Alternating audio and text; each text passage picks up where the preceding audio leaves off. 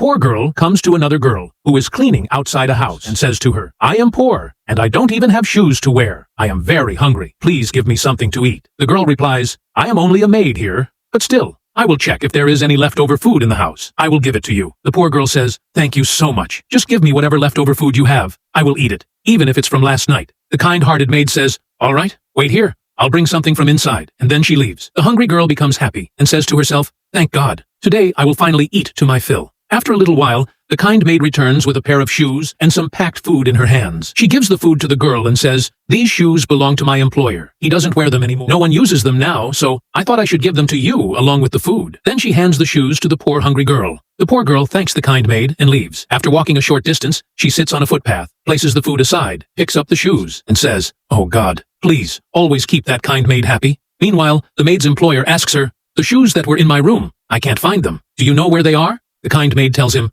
"A little while ago, a poor girl came. She didn't even have shoes on her feet. She asked me for food, so I gave her those shoes. For the last 6 months, you hadn't worn them, so I thought you didn't need them anymore. She was extremely poor and hungry, so I gave her the shoes along with the food." Hearing this, the owner says angrily, "Oh, you foolish girl. Did you check the inside of the shoes?" The maid says, "No, I didn't check." The owner says, "Foolish girl. I had hidden some money inside those shoes. That beggar girl must have taken the money and run away by now." Hearing this, the kind maid becomes worried and says, "Oh my God, what have I done?" She tells her employer, "I swear I didn't know you had hidden money inside the shoes. If I had known, I would never have given them to her." The owner says, "If I don't get that money back, I will deduct it from your salary. I'm going to search for her right now, and you also go look for her." Then he leaves. Meanwhile, the poor hungry girl finishes her meal. She takes off the shoes made from plastic bottles that she had been wearing and picks up the new shoes to try them on. When she lifts the second shoe, she feels something inside. She quickly removes it and is shocked to find a lot of money inside it. Suddenly, she realizes that this money must belong to the maid's employer, because the maid had said the shoes were his. The poor girl is very honest and says to herself, "That kind maid took pity on me and gave me food and shoes. Now I must return this money to her immediately." Thinking this, she goes straight back to the house where the maid works and knocks on the door. The maid opens it at once and says, "Thank God you came back. Otherwise my employer would have thrown me out of the house today." She quickly invites the girl inside and says, "Thank goodness you returned. I thought you would take the money and run away." The poor girl says, "You took pity on me and gave me food and shoes. How could I ever cheat or betray someone as kind as you?" She then honestly returns all the money to the maid. The kind maid thanks the poor girl and tries to give her some money as a reward, but the poor and honest girl refuses and says,